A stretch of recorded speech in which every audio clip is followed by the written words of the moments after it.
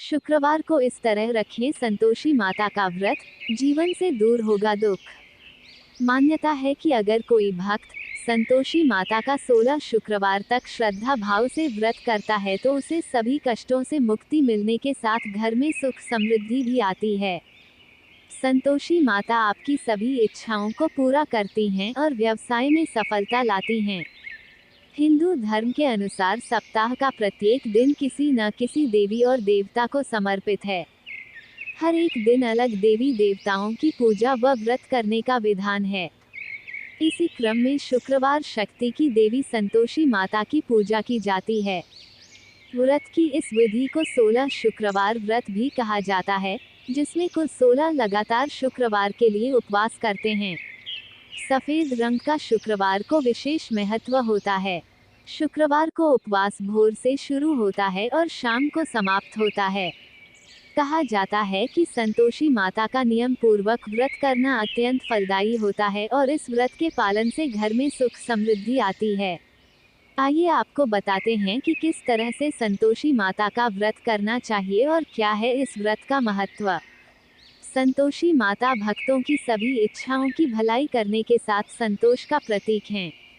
पुराणों में संतोषी माता को संतोष की देवी के रूप में बताया गया है और उन्हें भगवान गणेश की पुत्री कहा गया है।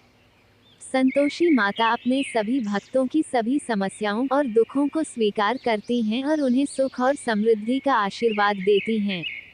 मान्यता है कि अगर कोई भक्त संतोषी माता का 16 शुक्रवार तक श्रद्धा भाव से व्रत करता है तो उसे सभी कष्टों से मुक्ति मिलने के साथ घर में सुख समृद्धि भी आती है। कब शुरू करें संतोषी माता व्रत? संतोषी माता का व्रत किसी भी शुक्रवार से शुरू किया जा सकता है, लेकिन व्रत प्रारंभ करने का सबसे अच्छा समय किसी भी महीने के कृष्ण पक्ष के शुक्रवार से माना जाता है। कहा जाता है कि कृष्ण पक्ष से व्रत की शुरुआत करना ज्यादा फलदायी होता है। संतोषी व्रत प्रारंभ करने के लिए लगातार 16 शुक्रवार तक व्रत करने का संकल्प करें और 16 शुक्रवार व्रत करने के बाद व्रत का उद्यापन करें। मान्यता है कि माता संतोषी का जो भी भक्त पूरे विधि विधान से व्रत रखता है और उपासना करता है तो उसकी सभी प्रकार की मनोकामनाएं पूर्ण होती हैं। कैसे करें व्रत और पूजन? पूजा करने से पूर्व जल से भरे पात्र के ऊपर एक कटोरी में गुड़ और भुने हुए चने रखें। दीपक जलाएं और व्रत कथा कहते समय हाथों में गुड़ और भुने हुए चने रखें। दीपक के आगे या जल के पात्र को सामने रखकर कथा प्रारंभ करें तथा कथा पूरी होने पर आरती करें और प्रसाद का भोग लगाएं। संतोषी माता के अनुष्ठानों के दौरान पहली प्रार्थना संतोषी माता के पिता भगवान गणेश और माता रिद्धि सिद्धि के लिए करनी चाहिए। संतोषी माता आपकी सभी इच्छाओं को पूरा करती हैं और व्यवसाय में सफलता लाती हैं। देवी से संतान, व्यापार में लाभ, आमदनी में वृद्धि, भावनाओं और दुखों को दूर करने की प्रार्थना करें। इस दिन पूरे दिन भोजन ग्रहण न करें। 16 शुक्रवार तक नियम पूर्वक व्रत करें और शुक्रवार को व्रत के दौरान फलाहार ग्रहण करें। भोजन में घर में खट्टी खाद्य सामग्रियों का उपभोग न करें और परिवार जनों को भी खट्टे भोजन से दूर रहना चाहिए। संतोषी माता व्रत का महत्व। शुक्रवार का व्रत विभिन्न कारणों से महत्वपूर्ण माना जाता है। शुक्रवार के उपवास के स्पष्ट कारणों में से एक है कि उस दिन संतोषी माता का जन्म हुआ था।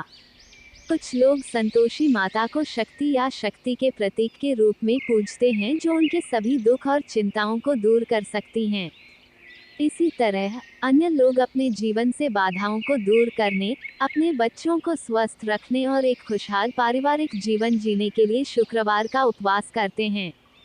शुक्रवार को उपवास करने और इसी दिन संतोषी मां की पूजा करने की अवधारणा के पीछे एक सच्ची कहानी है। किंवदंतियों के अनुसार भगवान गणेश के पुत्र शुभ और लाभ, रक्षा बंधन के रिवाज के महत्व को समझना चाहते थे। वे एक छोटी बहन की इच्छा रखते थे। इस प्रकार भगवान गणेश ने संतोषी माता को बनाया। माता संतोषी ने अपने बड़े भाइयों की इच्छाओं को पूरा किया, इसलिए उनका नाम संतोषी रखा गया। कैसे करें उद्यापन? पूजा के अंतिम दिन यानी संतोषी माता व्रत उद्यापन के दिन संतोषी माता की तस्वीर के सामने घी का दिया जलाएं और संतोषी माता की जय बोलते रहें तथा नारियल फोड़ें। इस विशेष दिन पर घर में कोई भी खट्टी वस्तु नहीं रखनी चाहिए और न ही कोई खट्टी वस्तु खाएं और न ही दूसरों को परोसें। उद्यापन के लिए संतोषी माता के अनुष्ठानों के अंतिम दिन में 8 लड़कों को त्योहार का भोजन परोसा जाता है। व्रत रखने वाले व्यक्ति को कथा सुनने के बाद और केवल एक समय भोजन करना चाहिए। इस तरह देवी संतोषी माता खुश हो जाती हैं और दुख को दूर करती हैं और अपने भक्तों को सुख और समृद्धि का आशीर्वाद देती हैं।